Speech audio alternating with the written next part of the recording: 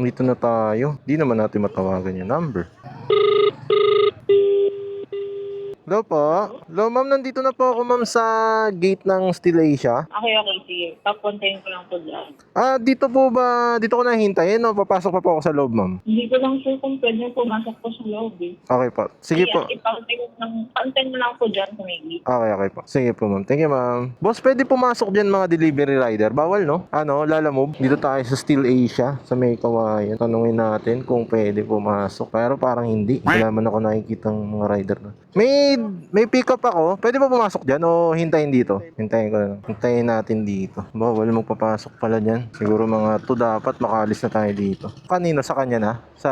Drop off na okay. Sige ba, okay na po ito. Ayusin ko na lang. Thank you. Ito na yung item natin guys. So, buti naman ganito siya. Tayo sa wakas, drop off natin yung malapit sa Baysa. Yung mga ilaw to eh. Uy, sana tama yung pin location. Tawagan na kaya natin si madam. Hello ma'am. Nandito na po ako ma'am sa drop off ma'am. Sa pin. Okay, okay. Okay po ma'am. 160 no? Ito yata. Okay, ito yung 160. Ay, yan na pala. Picture ako lang ma'am.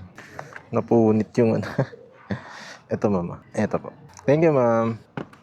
180 Kaching. So, punta na tayo ng Makati. Pero bago tayo pumunta Makati, kuha muna tayo ng kasabay nun. Para syempre di naman sayang yung biyahe.